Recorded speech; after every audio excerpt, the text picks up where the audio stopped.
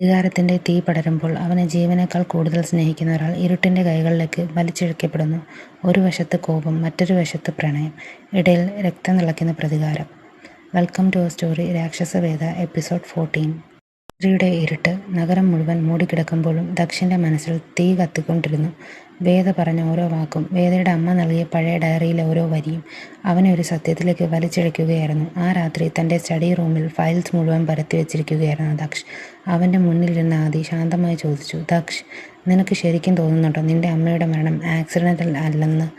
ദക്ഷിൻ്റെ കണ്ണുകൾ ചുവന്നു. "എനിക്കിപ്പോൾ ഉറപ്പാ ആദി, ഇതിൻ്റെ പിന്നിൽ വിക്രമും സാവിത്രിയുമുണ്ടെന്ന്." ആ വാക്കുകൾക്ക് പിന്നാലെ റൂം വീണ്ടും നിശബ്ദമായി. ഈ കെട്ടിടം, പഴയ ഫയൽസ് നിറഞ്ഞ റെക്കോർഡ് റൂം. ആശുപത്രിയിലെ സീനിയർ സ്റ്റാഫ് ഫയലുകൾ തിരഞ്ഞുകൊണ്ടിരുന്നു. ലക്ഷ്മി ദേവി, 26 years ബാക്ക്. ഒരുപാട് നേരത്തിന് ശേഷം ഒരു പഴയ രജിസ്റ്റർ അവരുടെ മുന്നിലെത്തി. ദക്ഷ് അതിവേഗം പേജുകൾ മറിച്ചു. അപ്പോഴായിരുന്നു ഒരു പേര് അവൻ്റെ കണ്ണിൽ പതിഞ്ഞത്. ഡോക്ടർ മാധവ് മേനോൻ. പക്ഷേ ഹോസ്പിറ്റൽ സ്റ്റാഫ് പറഞ്ഞത് മറ്റൊന്നായിരുന്നു. ആ ഡോക്ടർ ഡെലിവറി കഴിഞ്ഞ് കുറച്ച് മാസത്തിനുള്ളിൽ സർവീസ് നിർത്തിപ്പോയി എന്ന്. ഈ കെട്ടിടം, പഴയ ഫയൽസ് നിറഞ്ഞ റെക്കോർഡ് റൂം. ആശുപത്രിയിലെ സീനിയർ സ്റ്റാഫ് ഫയലുകൾ തിരഞ്ഞുകൊണ്ടിരുന്നു. ലക്ഷ്മി ദേവി, 26 years ബാക്ക്. ഒരുപാട് നേരത്തിന് ശേഷം ഒരു പഴയ രജിസ്റ്റർ അവരുടെ മുന്നിലെത്തി. ദക്ഷ് അതിവേഗം പേജുകൾ മറിച്ചു. അപ്പോഴായിരുന്നു ഒരു പേര് അവൻ്റെ കണ്ണിൽ പതിഞ്ഞത്. ഡോക്ടർ മാധവ് മേനോൻ. പക്ഷേ ഹോസ്പിറ്റൽ സ്റ്റാഫ് പറഞ്ഞത് മറ്റൊന്നായിരുന്നു. ആ ഡോക്ടർ ഡെലിവറി കഴിഞ്ഞ് കുറച്ച് മാസത്തിനുള്ളിൽ സർവീസ് നിർത്തിപ്പോയി എന്ന്. ദക്ഷിൻ്റെ കണ്ണുകൾ ചെറുതായി ഇരുണ്ടു. "എവിടേക്കാ പോയത്?" "അറിയില്ല സാർ." അവിടെ നിന്ന് മടങ്ങുമ്പോഴേക്കും ദക്ഷിൻ്റെ മനസ്സ് അസ്വസ്ഥമായിരുന്നു. കാറിലിരുന്ന് ആദ്യ കമ്പനിയുടെ പഴയ ബാങ്ക് ട്രാൻസാക്ഷൻസ് പരിശോധിക്കുകയായിരുന്നു. പെട്ടെന്നാണ് അവൻ്റെ കണ്ണുകൾ ഒരു എൻട്രിയിൽ നിൽക്കുന്നത്. "M Menon, monthly transfer." ആദ്യം ഞെട്ടി. "ദക്ഷ്, ഈ ഡോക്ടറിൻ്റെ അക്കൗണ്ടിലേക്ക് വർഷങ്ങളോളം മണി ട്രാൻസ്ഫർ ആയിട്ടുണ്ട്." ദക്ഷ് സ്റ്റിയറിംഗിൽ ശക്തമായി പിടിച്ചു. അവനെ കണ്ടെത്തണം. കുറച്ച് ദിവസത്തെ അന്വേഷണത്തിനൊടുവിൽ അവർ നഗരത്തിന് പുറത്തുള്ള ഒരു ചെറിയ ഗ്രാമത്തിൽ ഡോക്ടർ മാധവ് മേനോനെ കണ്ടെത്തി. ഒരു വയസ്സായ മനുഷ്യൻ. പക്ഷേ ദക്ഷിനെ കണ്ട നിമിഷം തന്നെ അയാളുടെ മുഖം ഭയത്തോടെ വിറച്ചു. "എനിക്കൊന്നും അറിയില്ല." ദക്ഷ് അയാളുടെ കോളർ പിടിച്ചു. "സത്യം പറയ്." ആദിയിടയിൽ നിന്ന് ദക്ഷിനെ ശാന്തമാക്കി. പിന്നീട് വിറയുന്ന ശബ്ദത്തിൽ അയാളെല്ലാം തുറന്നു പറഞ്ഞു. "നിന്റെ അമ്മ ലക്ഷ്മി, അവൾക്ക് യാതൊരു ആരോഗ്യ പ്രശ്നവും ഉണ്ടായിരുന്നില്ല." ദക്ഷിൻ്റെ ഹൃദയം നിശ്ചലമായി. "എന്ത്?" "വിക്രമും സാവിത്രിയും തന്നെയാണ് പ്രഷർ ചെലുത്തിയത്, കമ്പനിയും സ്വത്തുക്കളും സ്വന്തമാക്കാൻ." ദക്ഷിൻ്റെ കണ്ണുകൾ തീയായി മാറി. ഡോക്ടർ തുടർന്നു. "ലക്ഷ്മിയെ പതുക്കെ പോയിസൺ ചെയ്യാൻ വരെ അവർ തയ്യാറായിരുന്നു. അവളുടെ റിപ്പോർട്ട്സ് ഞാൻ ഫേക്കാക്കി. അതിനാണ് അവർ എനിക്ക് പണം തന്നത്." ആ വാക്കുകൾ കേട്ട നിമിഷം ദക്ഷിൻ്റെ ഉള്ളിലെ നിയന്ത്രണം മുഴുവൻ തകർന്നു. കാറ് കൊടുങ്കാറ്റ് പോലെ വിക്രമിൻ്റെ വീട്ടുമുന്നിൽ നിന്നു. വാതിലടച്ച് തുറന്ന് ദക്ഷ് അകത്തേക്ക് കയറി. വിക്രം എന്തെങ്കിലും പറയുന്നതിന് മുൻപേ ദക്ഷിൻ്റെ കൈകൾ അവൻ്റെ മുഖത്തേക്ക് പതിഞ്ഞു. "ദക്ഷ്!" സാവിത്രി നിലവിളിച്ചു. പക്ഷേ ഇന്ന് ദക്ഷിൻ്റെ കണ്ണുകളിൽ മനുഷ്യത്വം ഉണ്ടായിരുന്നില്ല. വർഷങ്ങളായി അടക്കിവെച്ച വേദന, അമ്മയെ നഷ്ടപ്പെട്ട വേദന, അച്ഛൻ്റെ നിശബ്ദത, എല്ലാം അവൻ്റെ കൈകളിൽ കോപമായി മാറി. വിക്രം നിലത്തേക്ക് വീണു. ദക്ഷ് വീണ്ടും വീണ്ടും അയാളെ അടിച്ചു.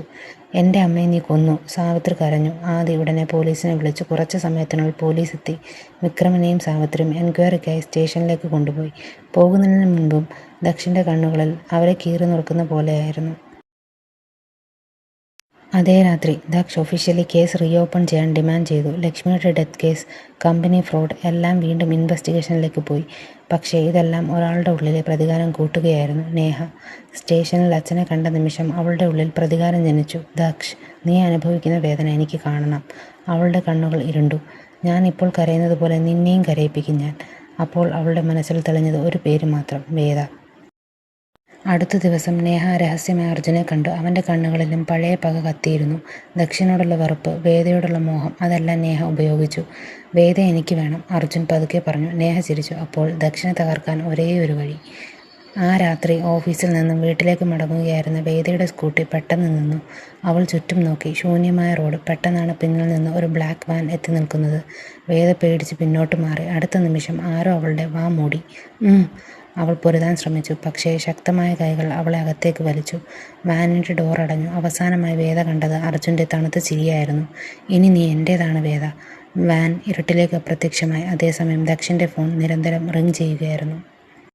ദക്ഷ് പോലീസ് സ്റ്റേഷനിൽ നിന്നും പുറത്തിറങ്ങുമ്പോഴേക്കും രാത്രി ഏറെ കഴിഞ്ഞിരുന്നു. പക്ഷേ അവൻ്റെ മനസ്സിൽ ഒരു സമാധാനവും ഉണ്ടായിരുന്നില്ല. അമ്മയ്ക്കായി നീതി തേടിയ സന്തോഷത്തേക്കാൾ എന്തോ നഷ്ടപ്പെടാനിരിക്കുന്നത് പോലുള്ളൊരു ഭയം അവനെ അലട്ടിക്കൊണ്ടിരുന്നു.